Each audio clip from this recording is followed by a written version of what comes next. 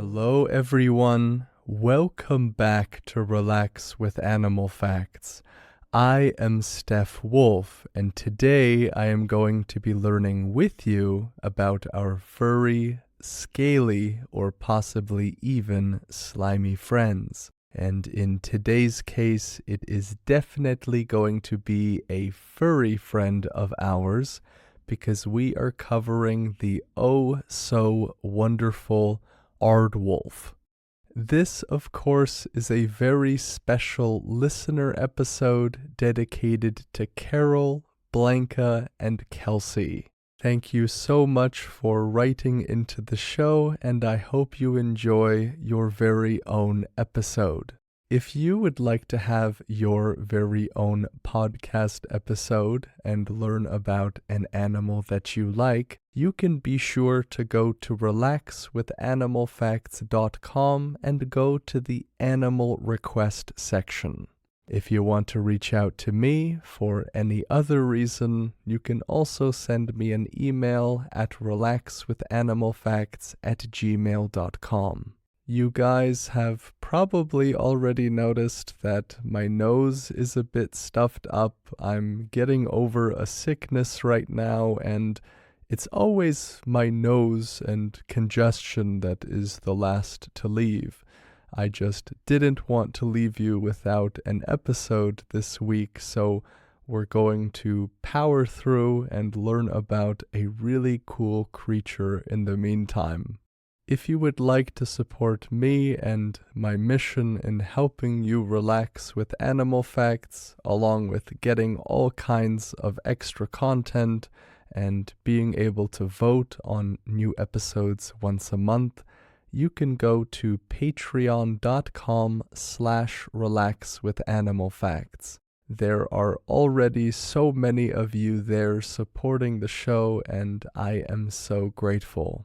The last shout out for us to do before we start getting ready for this wonderful adventure together is to give a shout out to George Vlad.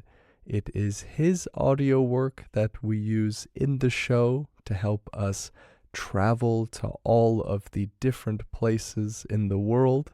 His audio work is linked in the description, and I encourage you to check him out. And now let's start to wind down. If this is your first ever episode, I welcome you to the Animal Podcast family with open arms. And if you are returning, you know that I have 3 exhortations for you before we start our adventure. We can call this our preparation for going on the journey. The first thing for us to do together is to put on a pair of your favorite hiking shoes. We are certainly going to be needing those for where we are going today. My second exhortation to you is arguably the most important. It is to realize where you carry tension and to do your best to let it go. Here, I love the imagery of Jell-O. Jell-O is just one step away from becoming a liquid. It is one of the least tense solids that we have. And so I exhort you to imagine a flavor or color of Jell-O and do your best Oscar award-winning impression of it. Today I am feeling like a green or an apple Jell-O. We really don't need all of that tension for where we are going today. For me, it's in my head and my shoulders. I mean, the places that I typically carry tension. But for you, it might be the arms, the legs, your eyebrows. Regardless of where you carry that tension, my encouragement or exhortation is the same. Do your best to just let it go. You can also do an exercise that I find helpful, which is progressive muscle relaxation. We can do this by, in our minds, starting from the very tippy top of our heads and working our way down, relaxing as we go. So we can first relax the muscles around our temples, our eyebrows, our shoulders, our arms, and down and down. The goal is to become Jello, and I'll become Jello right alongside you. My final exhortation to you is to give your mind permission to wander and journey with me as we go into an open savannah in South Africa where the Aardwolf resides.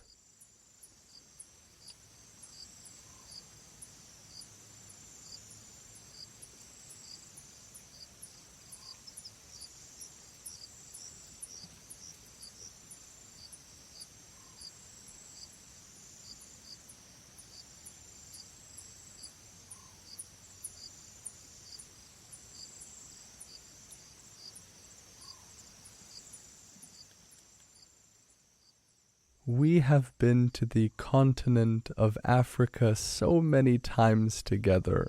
The amount of biological diversity is simply astounding, and I always love traveling here with you.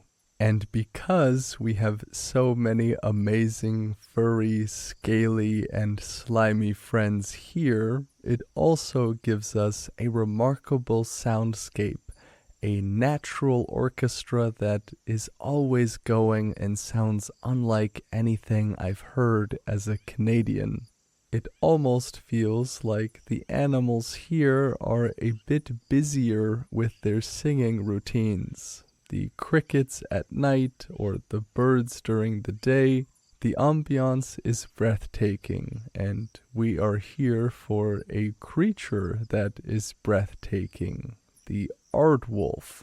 The Aardwolf is the smallest hyena species in the entire world, and they are typically divided into two distinct geographic subspecies. We have the southern and the northeastern Aardwolf. The southern one is the one that we are looking at today. This is the subspecies found in South Africa, and the northeastern one can be found in East Africa, extending all the way into the Horn of Africa and parts of Egypt. Their scientific name is Protellus cristata, which means something like the crested one of the genus Protellus. I think them being called the crested one is quite an apt description, because they have a mane that goes from the back of their head all the way down their spine. And the Aardwolf is a carnivorous mammal. They are a species of hyena after all, but given as they are the smallest of hyenas, they are about 3 to 3.5 feet long, measuring between 17 to 30 pounds. For those that prefer kilograms, that's about 8 to 14 kg. So it seems that they are pretty much the same size as a small to medium-sized dog. But what is up with the name by which we know them by? Aardwolf makes them sound like they are a combination of aardvark, which is an anteater, and a wolf. It may be a surprise, or maybe it's not that big of a surprise, that this creature is neither aardvark nor wolf. Their name actually means earth wolf in Afrikaans, which is the West Germanic language spoken in South Africa. The name earth wolf refers to two things. The first is that this creature loves to build underground dens, so they dig into the earth, so to speak. The wolf part refers to their canine-like appearance, and this is despite the fact they are more closely related to cats. Can you believe that? That is something about nature that I really love. Oftentimes, what we see or assume right off the bat can be totally off. It's not to say that our intuitions are always wrong, but oftentimes there is more than meets the eye. The world's smallest hyena is more related to cats than to canines. I know that at one point or another we learned about hyenas, and I am going to take a guess it was probably the spotted hyena. I have a sneaking suspicion I just called the episode Hyena, but that is okay. We live and we learn. But there are 4 species total of the hyena. One thing that aardwolves share with their genetic brothers or sisters, I mean the 3 other species in the hyena family, is that their front legs are longer than their back legs. It is this kind of anatomical structure that allows them to go for very long distances, something that is pretty necessary in this Saharan sort of environment. And as we learned about earlier, they sport a mane, as their scientific name suggests, and this mane, when they are agitated or attempting to defend themselves, look bigger. This mane can bristle up, kind of like what a cat does. We see this sort of behavior all the time in animals that want to make themselves look way more intimidating than maybe what they are. But the aardwolf has a long muzzle, large pointed ears, and black stripes adorning their beautiful gold fur. The reason why we are in this African savanna at night and have the pleasure to hear its orchestra is that the aardwolf is nocturnal. Whether a creature is diurnal or nocturnal is referring to the times in which they are most active, when they are out and about hunting, walking around, looking for food. So the aardwolf will do most of that during the night time. It is during the daytime they will sleep and rest. During the daytime, this very wide open and sun-stricken savanna in Africa can be extremely hot, and in order to get the rest that they need in a slightly cooler place, the aardwolf will take shelter in a burrow. Something that is common among hyenas are their opportunistic nature. The aardwolf, being a subspecies of hyena, also is quite opportunistic.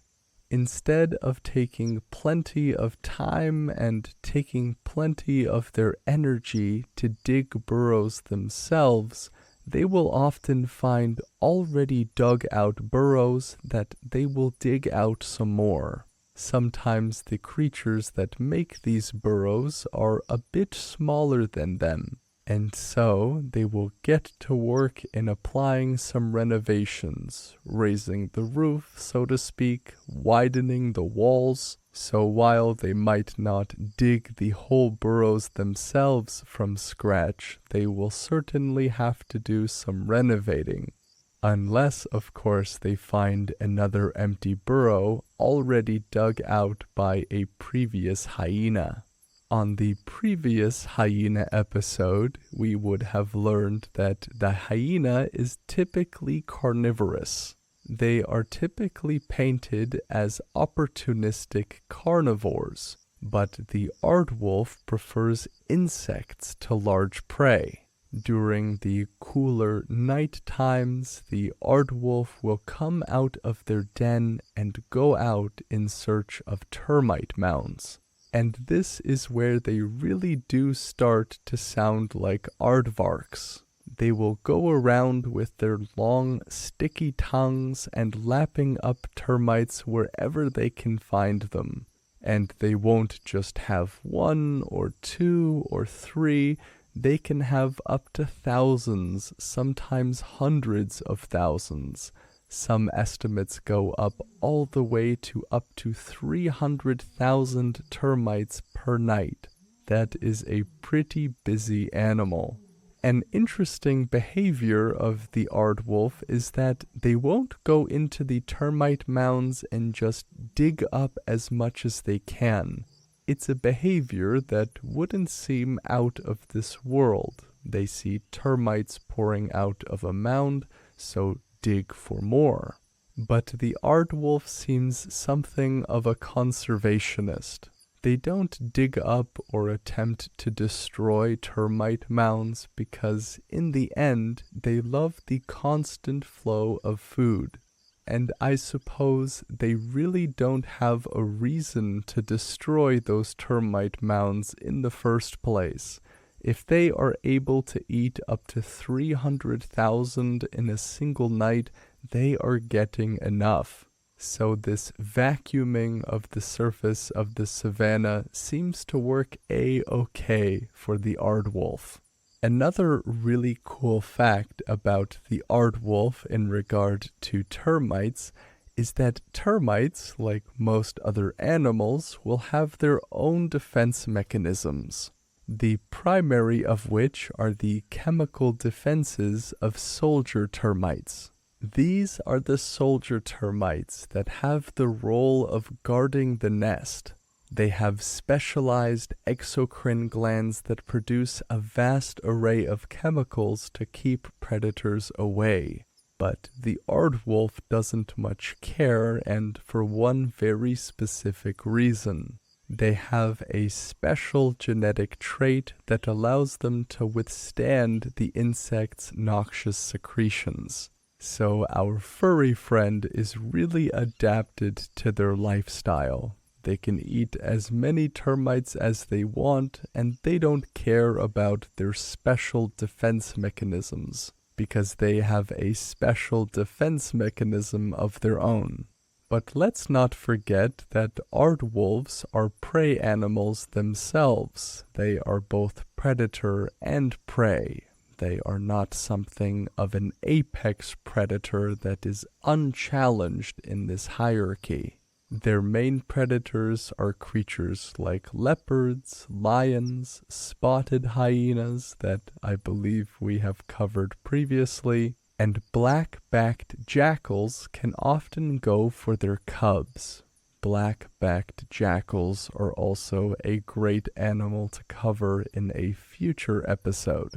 If for whatever reason there are not enough termites for them, they are also opportunistic hunters that can eat small mammals, birds, and carrion. But those certainly don't seem to be the prey of choice. In terms of their social behaviors, aardwolves are typically solitary. They don't travel in big groups or pairs. They really enjoy time alone. This is, of course, separate from the time they come together to mate and to have offspring.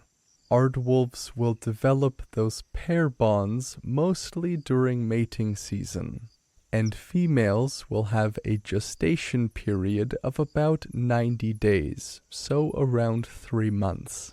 A gestation period just means how long the female is pregnant for before giving birth to cubs, or offspring.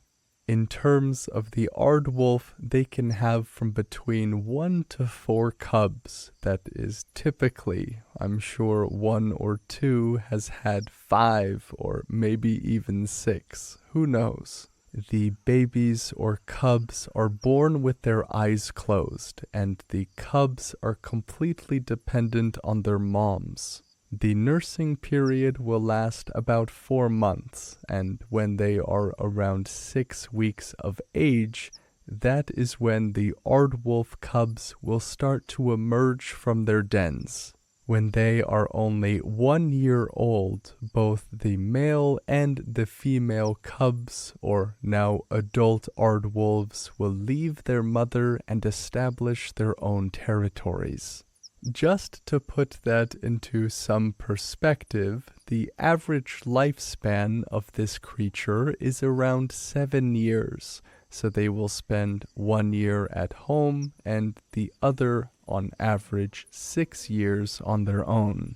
This doesn't seem to be too long or too short. We have covered animals in the past that must gain their independence immediately, and we have covered animals that stay with their mothers for up to 8 years.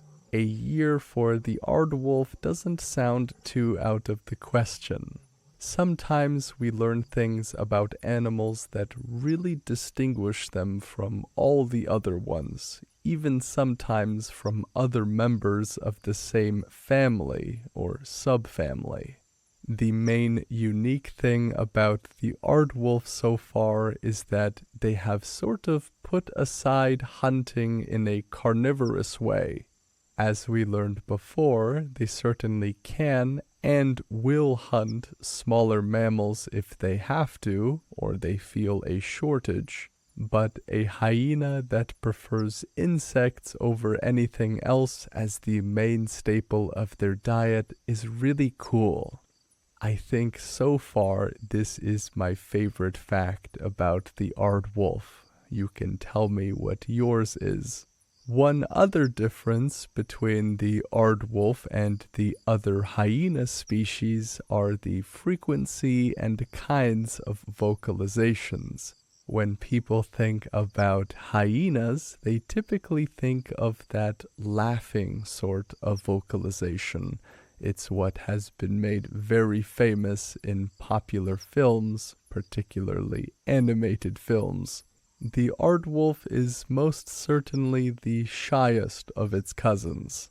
They will still vocalize, but more in those soft growls, gentle barks, low grunts, but that kind of eerie laughing sound that we associate with the hyena, the Aardwolf mostly stays away from. This could be due to the fact that they prefer to communicate through scent than through sound or vocalization. On the savannah here in South Africa, 2 Aardwolves probably know about each other before they even see or hear anything from each other.